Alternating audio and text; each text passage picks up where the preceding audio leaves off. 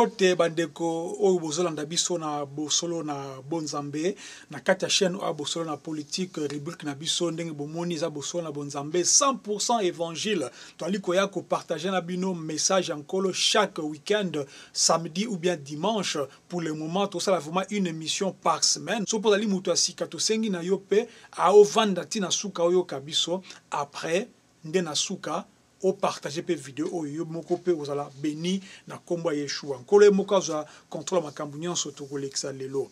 Merci beaucoup lelo to ali le sous week-end to baki to lekisa mukolo ote puisque ezali rendez-vous to zwana bino depuis to bandaki rubrique ya bosolo na bonzambe lelo to nitolo bali kambia guérir donc guérison lobiko guérison lobiko thème oyo eza thème moko tellement large nazwa ki tozwa ki temps na kati ya groupe les avertis na bandeko mosusu déjà ça fait je pense une semaine et demie ou 2 semaines même tolobeli yango mwa mingi yango nzambe apesi biso ngolu ya kopartage yango mpe na bino puisque tosala baémission mosusu ou bien tosalaka baréunion mosusu sans que passe na bamédia mais là vraiment je voudrais partager avec vous thème oyo ya guérison ou guérir. Déjà d'entrée de jeu, pour nous comprendre d'abord, chaque fois que tu utilises loco, il faut que tu aies wapi. Mot oyo guérir et outa, étymologie nango outa, normalement donc origine plutôt outa, na mot allemand. Guérir et outa na allemand, c'est-à-dire na allemand guérir et nikoloba, to elingai koloba à l'époque garantir ou bien protéger. Il y a de phrases ou bien de mots oyo ou bien justement de phrases autres na allemand ou bien allemand ba utiliser mingi pour faire comprendre qu'est-ce que je veux dire par rapport à guérir et ou dans mot allemand. Balobara mingi comme heil nach Hause ou comme heil zurück.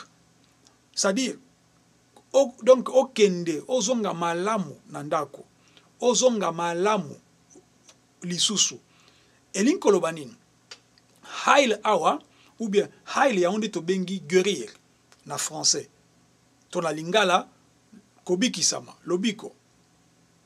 Alors protection ou garantie des aki origine ya signification à mot guérir na allemand yango tilo bango balobaka comme heil nach Hause. C'est-à-dire, Heil wana, donc, surtout, traduit, on a vraiment mot à mot, c'est le quoi, toujours, rentre guéri à la maison. Zonga na lobiko nandako. Dès que tout le monde en français, plutôt en anglais, balobaka, come safe, or go safe home. C'est-à-dire, go home safe. C'est-à-dire, safe wana, S-A-F-E, il n'y a pas non. Sauver, il faut protéger, il faut garantir. Donc tout le monde a que mot wana guérir et outil na mot allemand et na 13e siècle pendant que utilisant ngo bongo. Et puis batu mingi ba qui signification mona malamu te et puis avec le temps de te monique ko koyati lelo. Pourquoi naza koloba yango?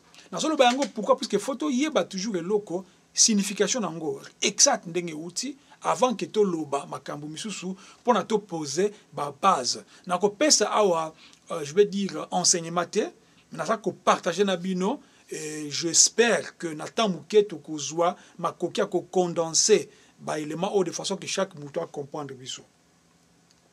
Mais na katia bible to komona tangu nzambe azoloba likamba guérison azoloba boye tout ça na Exode chapitre 15 verset 26, Natangi. Il dit, si tu écoutes attentivement la voix de l'Éternel, ton Dieu, si tu fais ce qui est droit à ses yeux, si tu prêtes l'oreille à ses commandements, et si tu observes toutes ses lois, je ne te frapperai d'aucune des maladies dont j'ai frappé les Égyptiens, car je suis l'Éternel qui te guérit. Écoutez, vous comprenez le concept. Nzambe azolo balikamba guérison te que le kola mutabiki na maladie.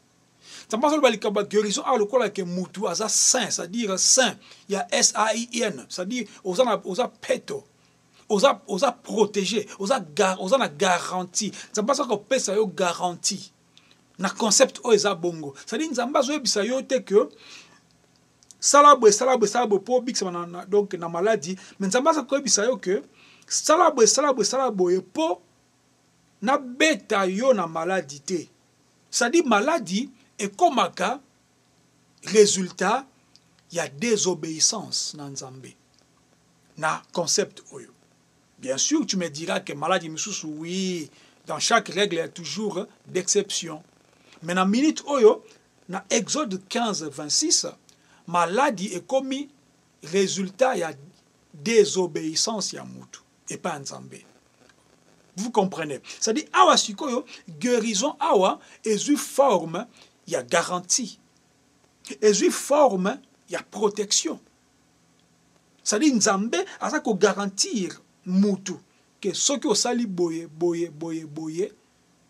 na kopesa yo na ko frapper na maladie te po na sa Nzambe on asa ko garantir yo na sa Nzambe on ali ko protéger yo yango moni na suka atolobi que car je suis l'Éternel qui te guérit.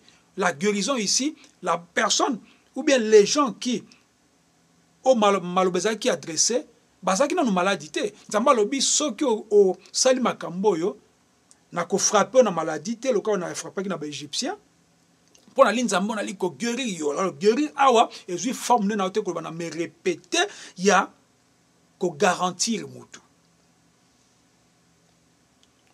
To continuer la lecture awa. To mona que na Psaume chapitre 103 verset lango 2. To continue plus maintenant à 3 wana.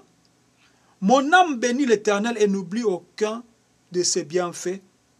C'est lui qui pardonne toutes tes iniquités, qui guérit toutes tes maladies. Bible zoloba donc na psaume que mon âme bénit l'Éternel. Exact que non azako lobate que non motema nango kumisa nkolo azako non c'est pas ça. Et bon comprendre concept ya Bible bandeko. Bible ça écrit mais il faut voir l'esprit, de Dieu pour comprendre. Tangu David azoloba awa azako loba nini? Azako kopesa ordre na âme na ye. Azo pesa ordre mitindo. Alobi ke yo motema na ngai to molimo na ngai kumisa Nzambe eko bosana na makambo nyonso malamu asala po na yo te. Ye mutu alimbisa na makambo nyonso mabe et puis ye mutu ko guérir na maladie nyonso. Elingo banini? Soki mutu asa na garantie ya Nzambe. Soki mutu asa na reconnaissance envers Nzambe. Soki mutu asa obéissant envers Nzambe. Maladie moko te ekozala eko ronger vie na ye et mutuana azala na lobi côté. Pourquoi? Puisque azana assurance, azana garantie, azana protection en Nzambe. Bon comprendre malamu ndeko. Tozo mona ba image moko na otila bino siko a bolandango. Eza ba image moko un peu choquante, ngambo ke choquaki ngai. Mena tila bino muke. Kano kalala nikakuba idukiza kuira. Wazira chintu chinga. Katontono. Kakuba idukiza kuira. Masete ngeno. Okwao.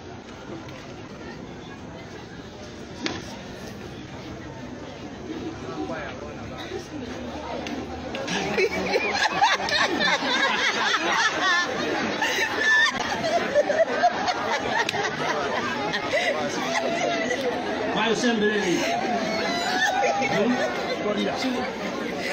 Sempre lì. Sempre arrivo. Nala.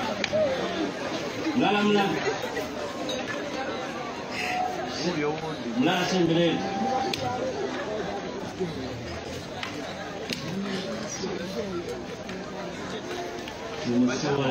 Wana bozo mona mutu azo beta batu. Azo beta bana mike, ba jeune, et puis d'autres gens sont là en train de rigoler, théâtre et tout cela. Tant on a meka ko tuna na yeba muto yo auti wapi. Muto aza nani. D'autres me diront que Moutouana a outil la Tanzanie, on na Zimbabwe.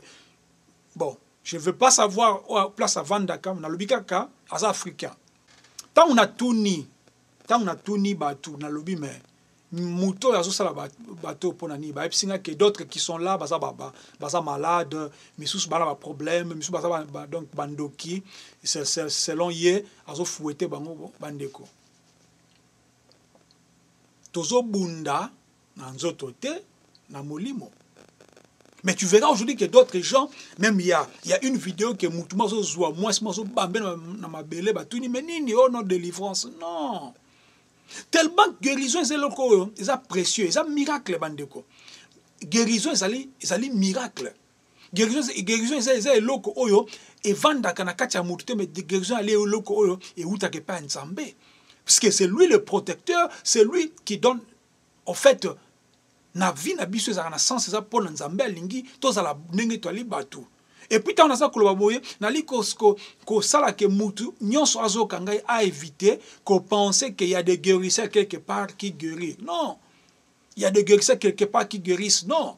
Nzambe mutu abikisaka, c'est Christ Yeshua, c'est lui seul qui peut sauver, c'est lui seul qui peut guérir, c'est lui seul qui peut garantir. Ngana ko garantir le lo kene za boye na suka émission awa to okutana. Mais après na suka émission na eu problème moko awa et puis na bengi na bi to okutana. Pourquoi? Parce que je ne sais pas connaître l'avenir. Mais Nzambe ayebi avenir. Nzambe aza omniscient. C'est-à-dire akenda na futur azongi na présent. Makamunyo sozo mona ya yebi yango avant que salema. Et là comme on te chapaka n'est-ce pas attention à Nzambe. Et puis d'ailleurs aza omniprésent. Et l'inko bakeno garantie to protection muta pesa ngo ezali kaka Nzambe.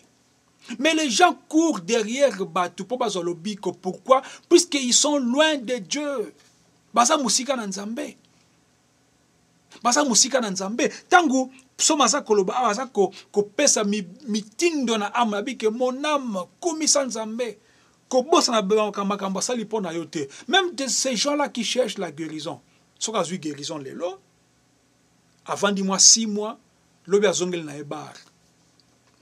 Mais yo zolinga ozo guérison, mais pourtant guérison est ami balé, guérison ya âme na yo, na guérison nzoto na yo. Tu peux être en bonne santé mais tu es malade spirituellement. Tu peux être en bonne santé donc spirituellement mais tu es malade. Or, la maladie que tu auras, soza maladie na kata nzoto na, soza malade plutôt na kata nzoto na yo et que esprit na weza makasi, okomona que par la foi que tu as Nzambe akolongole kona rapidement. Pourquoi? Puisque ce qui est à âme na yo ezali saint, ce qui est à âme na yo ezali, n'est-ce pas, landisama na volonté Nzambe, maladie moko te ko ya na bomoi na yo ke Nzambe atika ngo bongo sans que a intervenir. Beaucoup de sangali sola Job, beaucoup de sangali sola ya Lazare. Botanga bo comprendre que Job Nzambe a permis qui Lazare ezaki pona lokumu Nzambe. Vous comprenez? C'est-à-dire tout ce qui peuvent se passer dans la vie, il faut Nzambe doit contrôler. On a contrôle nango et ça n'a pas le qualité bah de tout bien on a film bah mise en scène, c'est-à-dire film mais ça déjà tourné tu es bien que na sous acteur à kufate. Bocha elika na Nzambe bandeko bolo ko elika na bato mokili. Certes, na kata Bible na kata Jacques que soki mutu ali maladi aluka bancien assemble tout ça, c'est bien. Mais Nzambe a besoin que yozo kangai okoma na relation particulière, na relation na yé de façon que si tu as un problème au bon de l'épa Nzambe, Nzambe ayo kayo, Nzambe abikisa yo. Totanga verset moko avant que na continuer, c'est que na linga ki na loba awa. Marc chapitre 16. Nous avons la version où ils allaient simple pour nous comprendre. Marc chapitre 16. Toujours vraiment na verset qui intéressé biso. Ils allaient verset 15. Toujours dans verset 15. Yesu alobi na otanga na lingala mbamoko. Bokende bisika nyonso na mokili bote asango malamu na batu. oyo akondima pe akozala baptisé akobikisama kasi oyo akoboya kondima akozala condamné 17 elobi botala bikamwa oyo koaccompagner ba oyo bakondima c'est-à-dire atindi bango lobi botela bo sango malamu bato bazwi sango malamu ba accepter yango tango accepter sango malamu okomi na auto bengi na base à partir de base wana zo comprendre que oh oui tango yo komi na base wana okomi ko comprendre ce que manzambe autrement pourquoi puisque oza ce qu'on a fondement ce que fondement na ce que ça que na verset 17 Yesu a continué le but que non maintenant voici les miracles qui accompagneront ceux qui auront cru botei bango baleki na baptême bandimi ce que tala ce que miracle et kolanda bango Yesu alobi boye Bible komi boya voici les miracles qui accompagneront ceux qui auront cru 2 points botala bikamwa oyo salema ekolanda ba oyo bakondima maloba oyo bokoteya bango na verset 15 wana en mon nom, virgule. Na kombo na ngai.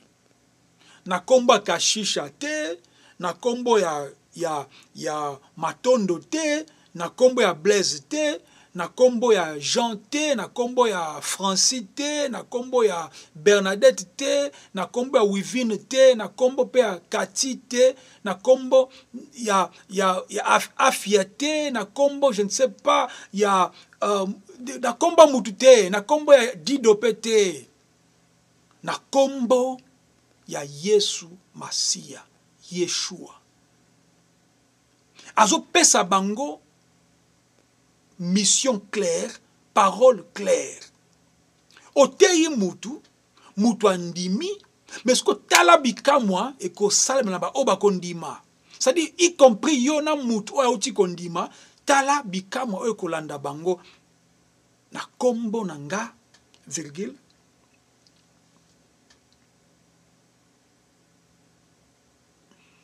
bako bengana milimo mabe toleki rapide bakoloba minoko asika bako simba ba nyoka mabe bako mela ata ba meleloko mabe osala bango le côté et puis tozui o ils ont intéressé biso lelo ils imposeront les mains aux malades et les malades seront guéris bako imposer le boko sur ba malade et puis ba malade bako zwa lobiko. C'est-à-dire, tu remontes le lobike, mutu aza païen. Bateye sango malamu, andimi Yesu Masia, atiki mabena enyonstu, aleki na baptême, a comprendre mamanzambe, Saint-Esprit comme vous faites dans la kati na ye, a zui sikoyo autorité, donc pouvoir wana, ya ko marcher sur les serpents et les scorpions, a zui pouvoir wana, na kombo na Yesu ya ko benga na milimo mabe na kombo na Yesu ya ko imposer ba main aux malades. C'est-à-dire mutuana a eu protection, a eu garantie par nkolo que nkolo pesier yango lobi ke tala sikoyo c'est que tu es. Ozaki liboso soko oza malade au bengi pasteur, oza malade au bengi frère, oza malade au bengi ba ancien. Mais là le Seigneur te dit yom tozo landangai. Cause la kaka passif, t'es là actif en déco. Puisque cela aussi veut dire que si on veut comprendre ma camboyo, on veut comprendre indépendance et esprit na yo, ne place au comprendre le qu'on nzamba ko ça là après. Tu ne peux pas te dire enfant de Dieu si on veut comprendre ma cambo te bandeko. Ma cambo zane ti ko pesa yo n'est-ce pas assurance que aux ali moi nzambe de vrai. Ozo comprendre ma nzambe sans pour autant au les cas par troisième personne. Na lobite ke okutana mutu te to semble non. Tu peux prier avec des frères, avec des sœurs. Tu peux aussi prier avec des pasteurs, je sais pas. Mais vice versa, pasteur aussi, tu peux prier pour lui. Bon, comme moi, voici les miracles qui accompagneront à ceux. Na mutu nyonso ko ndimela Yesu Masia. Na komba Yesu Masia, mutu na so ko ndimi de vrai. À cause de la bikamwa sans tenir compte ya position na ye, ya poso na ye, ya titre na ye, ya français to lingala na ye, ya allemand to anglais na ye. Nzambe asalaka bongo. Puisque miracle ezali eloko emona na kana misu te, mais toko mona résultat. Toko mona résultat. Ya moni batu baso tonda na kati ba ensemble puisque baso landa frère moko, baso landa pasteur moko, baso landa bishop moko. Yeso ka simbio ka bo malade kei. Yeso ka simbio ka bo pa mbaso ekimi. Mais non. C'est Dieu qui guérit. Yesu nda bikisaka. C'est comme il moutou moko em de salango c'est que quelque part ça ne va pas. Yesu azolo ba na pluriel voici les miracles qui accompagneront à ceux na ba o nyoso ba kondima. Na ville à Kinshasa, avec 15 millions, c'est pas 13 millions d'habitants, de cas 8, 9, 10 moutou, un miracle, non, je ne pense pas. Pourquoi? Puisque quand tu crois, si tu crois en Christ réellement, voici les miracles qui t'accompagneront. Bon, comprendre ma cambo bandeko. Tout en quelques versets. Tout le monde a watabatu na kati ya Bible, c'était comment? Na kati ya Luc 5, tout le monde a Luc 5, 15, zolo bakeno. Renommé à Christ, sango Christ kendaki tellement partout. Et bat banda ko uta bisika na ba foule ebele bazo bisika pona koyoka et pona kozala sauver na ba malade na bango. Mais tant que tozolo ba awa, le Saint-Esprit dans sa plénitude il fanda ke pankolo. Mais mission so pesa na ba il y a Marc 16, ton abatu, et comme il a fin ya mission avant qu'il y ait kende. Tant ça que le non na kotika bino donc bino mon côté ba étiqueté na kotinda molimo santo, c'était pour faire comprendre aux gens que ceux qui ont accueilli, vous avez la possibilité maintenant de donc d'activer la machine, puisqu'il lui-même dira que makambo na sali sokoza na kondima ko sala même oyo eleki onga na sali. Mais depuis to bota miti lelo to mona kabikamo o Yesu asala mingi basala ngote. Pourquoi? Puisque basa ko sifie makambo peut-être ali amike to makambo ali fois da pesa muke ya nguni mamuso eza ko sala mate minde ko za ko bisabino boye. Eloko moko te ko salema soki ozana foi te pankolo. Or foi eutaka na parole. Si ko guérison ozo luka ou protection ou bien garantie, ou ko zonga soki ozana parole ya Nzambe.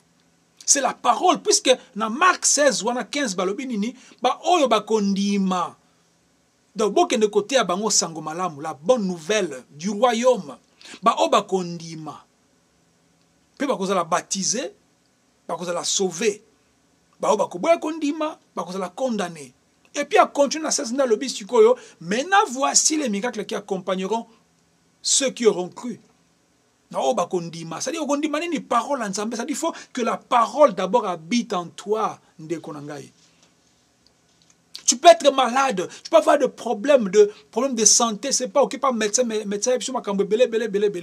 Mais si tu as la parole en Nzambe, tu n'auras pas la paix. C'est Dieu qui procure la paix. La paix ne vient pas de ce monde. La paix est outil par nkolo ye muta paix saka kimia ndeko. Naza ko encourager yo oza malade siko ko ebisa ok non. Oza na droit, oza na je veux dire oza donc na pouvoir ya kotelema ko imposer le boko même na kati ya mutu na omoko ko benga na malade nyonso oza nango. To mona yango bandeko. Moutaza malade à ça qu'on bonde la voir na saison kana kutu mais après à comment bouger. Pourquoi? Puisque yo mo condem to ebi passe na yo mo comme to ebi niveau ya maladie na auto niveau souffrance na yo. Exemple moko na fonga la parenthèse amuke ya lisola an tanga zo luka mwana na kati ya temple n'est-ce pas azo bonde la komi mal bakutu silie na ko sila. Oh sacrificateur ça ko ebi ça mais masangozo mais la faute kabi non. Eza ngo kolangwa te, c'est-à-dire ozolo makambu teme belé o komi na suka mais Nzamba salaki na bomo inae. Apesi mwana Samuel. Bon comprendre makambo ke nzamba ko sala makambo belle na kati ya bomwe na biso, mais biso moko to ali ko limiter donc loboko ya nzambe. La main de l'Éternel n'est pas courte pour toucher ou pour saisir ou pour guérir. Mais c'est quoi? Qu'est-ce qui fait que et ça la terre? C'est nos iniquités, ce sont nos péchés. Ma ben abisso, ma sumu nabiso.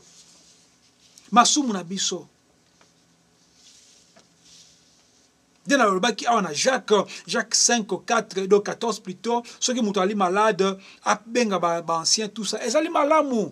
Ça là je t'encourage, mais je t'encouragerai encore plus. Yomoko osa capable à comprendre que Nzambe ayebi yo na kombo na yo. Nzambe abi adresse place yo vandaka.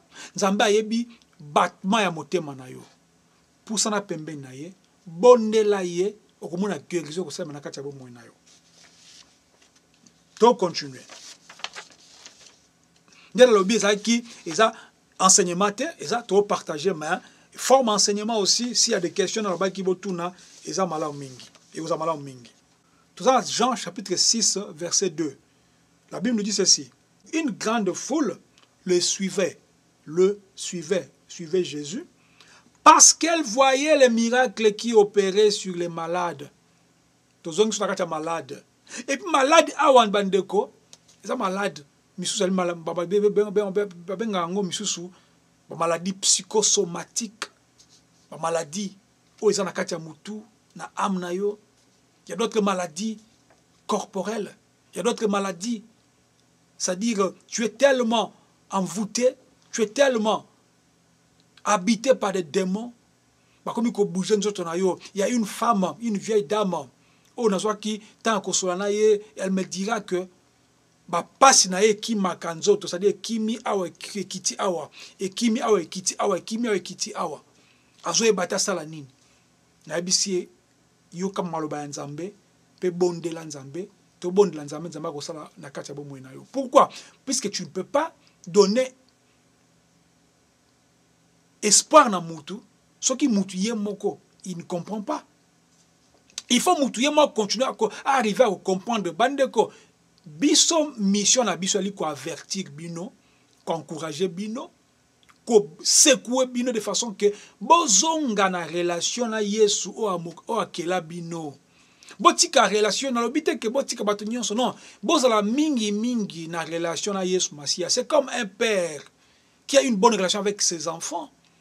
Na bana misusu pe libanda, ba neveu ba ali, ba nièce bazali, ba camarade ba ali, mais tu as une particulière, n'est-ce pas, relation na bana yo. Et puis vice versa. Et ça le quoi ndenge moko mobali oyo ozana relation na mwasi na auto vice versa. Oyebi mibali mingi na nzela to basi mingi na nzela to na musala to na classe to wapi, mais quand tu arrives à la maison tu te sens à l'aise puisque c'est là où tu habites. Ndenge moko pe nzambe ebongi ayamba yo ozala mwana ye ozala pembe na ye ekobake soki likambo ye avant que to lo banzamba sali yango. C'est pourquoi le Christ Messie dira que cherchez d'abord le royaume de Dieu et sa justice. Et tout le reste vous sera donné par-dessus tout. C'est-à-dire, et le plus important, c'est n'est pas na ondeko. Guérison, c'est bien, oui. Mais à quoi sert aux guérir na katanzoto mais ceux qui molli mon malade dans la baki ne bandeli awa. Et bongi molli mon ayo eza malamu, eza en bonne santé, le kola molli ma Job, le kola ami à Job. Et ça qui est en bonne santé, mais nous autres, on a qui na maladie. Mais c'est lui qui commençait maintenant même à exhorter bateau koyo kele mawa. Il y a des fois, ne te lamente pas trop si tu es malade. Il faudrait que bateau basa koya kotala yo, ba mona ki bon. Il y a sa maladie, mais ça ko encourager biso, aller ko exhorter biso. Voir même la femme de Job elle était tellement fatiguée à lembi, basali tout ba lembi. A psi mobile na mais non. Mais yo nzamba ngo sala ka te bon ce qui a bomoka ka finga kaka comme ça kufi na yo pa bomio et Job alobi mais Job loka moi ça loka moi si moi ça insensé loka mutu zo sala te c'est ce que tu dis et après tout le monde qui li sola Job suka gilengeni et ce qui est grave c'est que tout ce qui s'est passé en coulisses que diable a kendage pa ya nzambe Nzamba ebisi ke omona mutu moko o azali juste liboso na ngai Job et diable asali songi na ye comme d'habitude nzamba ebise bon oza na droit kende simba nzoto na ye memolimo na ye te. Et Job ne savait pas ce qui s'est passé en coulisses, mais il avait la foi d'Abraham. Que na kopesa aux la père des multitudes, mais moi na botami ono zomo na ngoboma Jesus. C'est ça la foi aveugle, la foi sans demander. C'est-à-dire okomi ko ndima makambo oyo mutore biso mais tu es fou. Ouais, oui, la foi qui paraît folle. C'est ça la guérison, la vraie guérison. Guérison âme na yo. Ceux qui âme nous allait guérir, âme nous en bonne santé. Tu auras le temps même de comprendre ce qui se passe dans ce monde. Bande comme qui les a tellement mabé. Ceux qui peuvent pas quitter le monde spirituel, bolga qui tout le monde a koinandé que ça koinana kacha batute pour finir la peine que zalate. Tu vois quelqu'un qui se dit pasteur, mais au finir batu sous na kacha ba vidéo et puis na suka bi kenzamba pambola bino. C'est malheureux tout ça. Bande ko guérison yesu nde mutapesaka lobiko mutute. Guérison, ils allaient pouvoir, ils allaient dompter. Et vendre que pas mouté, que vendre pas na yo vandi boye, lukao nanda ko ndengeni ni mutosa malade. Non, c'est pas ça. Dieu peut travailler avec tout le monde. Nakati il y a Actes des Apôtres zomona awa, na Actes des Apôtres chapitre 3. L'isolo ya anani, il y a Mouto Azaki, n'est-ce pas, boiteux ou bien handicapé, na porte, il y a la belle, il y a donc, il y a je vais dire, il y a synagogue wana. Tama mon Bible lobby. Na réponse, il y a Pierre. Botan on a 5, bon, comprendre, maintenant 6 c'est lobby. Alors Pierre lui dit, je n'ai ni argent ni or, mais ce que j'ai, je te donne au nom de Jésus-Christ de Nazareth, lève-toi et marche. Nazana mbongo te loko ko pesa yo te me o nazana ngo nazo pesa yo na kombo na Yesu Masia telema petambola. Eliko banini? Ce n'est pas Pierre. C'est le nom de Jésus qui a fait que Moutouana a tellement. Et de même manière aussi, c'est la relation et la foi que Pierre avait, ou ça dit que, et activé sur le miracle wana. Miracle ko ça le bâté ce qui foi exacte. D'abord, foi ya mutu azo proclamer alingi lo kone salema. Et puis mingi foi père mutu oyo azo yo kangai. Il y a même deux fois que Christ a dit que cela soit fait selon ta foi. Et ça, les selon qu'on dit, ça dit qu'on dit, et ça plus magnétisme aux benda siko miracle. Natangi na Matthieu, nane la biso ezali terme mulai na ko kata awa na sukisa awa, so ba question ezali botuni to ko continuer na ba partir ba question na bino. Matthieu chapitre 8 verset 2. Bible le Bible. Et voici un lépreux donc s'étant approché, se prosterna devant lui et dit, Seigneur, si tu veux, tu peux me rendre pur.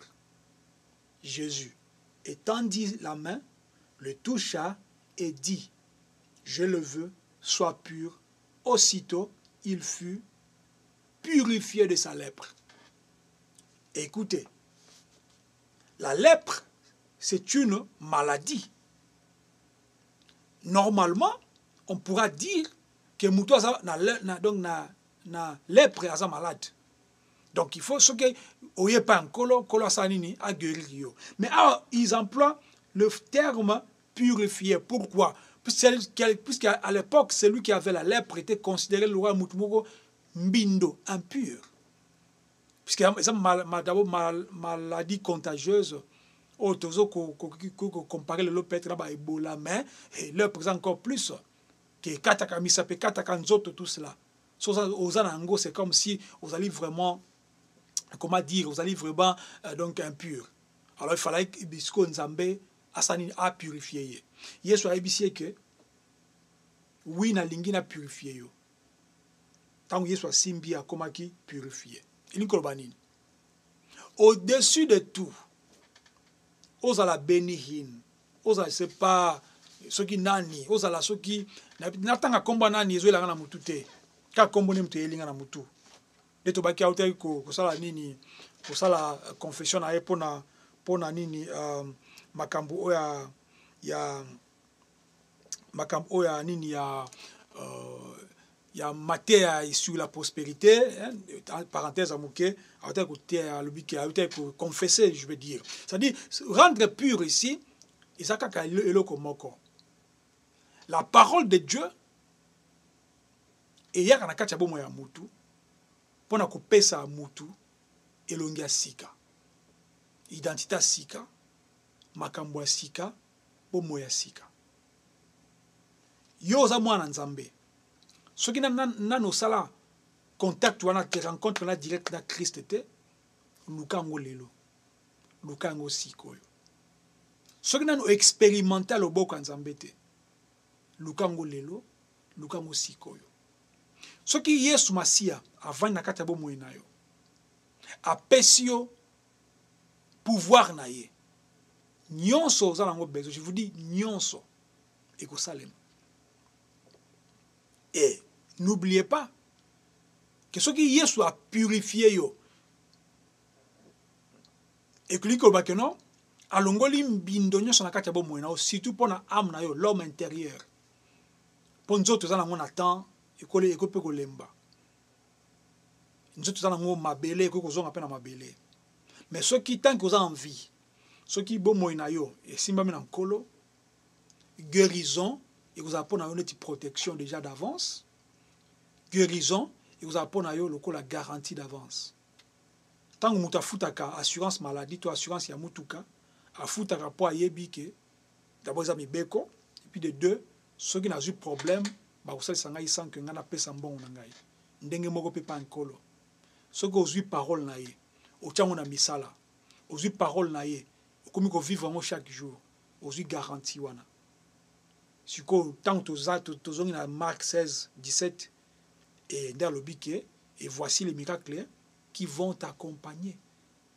En son nom, tu imposeras les mains, je veux dire, aux malades, et malades bakubiki sama. Na komba Christ, Yeshua, ce que on dit meli lobanaye, ce que landi tina suka, ndio koma sikoyo, na possibilité, ton a pouvoir.